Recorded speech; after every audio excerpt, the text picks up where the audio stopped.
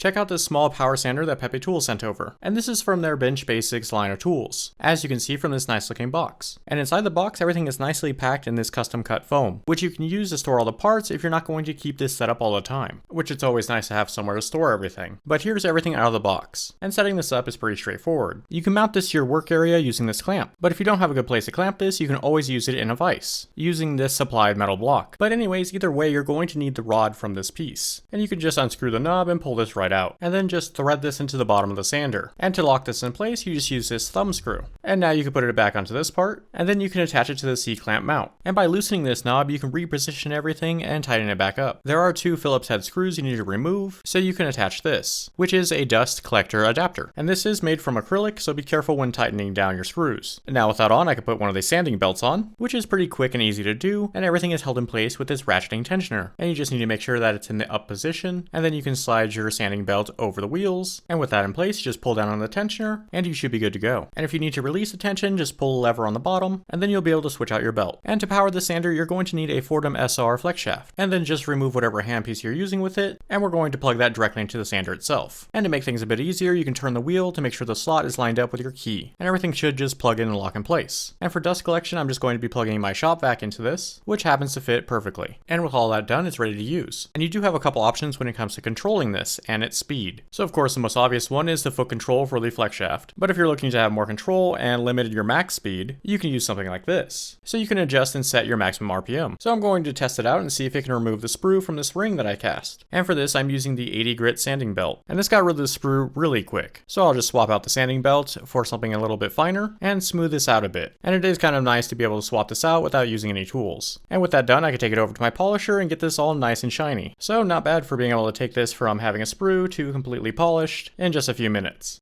And depending on what you're sanding, you can run this forwards or backwards. So if I wanted to grind some of the texture off of this and hold it comfortably, I could run it backwards and hold it down here. You can also use this to round corners, shape your piece, or just clean it up in general. And if you're not using the dust collector, I suggest using a respirator, and safety glasses are always a must. But anyways, you can also clean up wire and make it completely flat in just a few seconds. And you can put the material up against this bar to keep it in place. And this will also help keep you at a 90-degree angle. And if you're not going for a flat end to something, you can always make a sharp point. And you can do this pretty quick too. This is also a great tool for cleaning up any of your sawing work. So as an example, using my bale template, I can cut this out and then clean it up to be absolutely perfect. So definitely cutting down on my finishing time.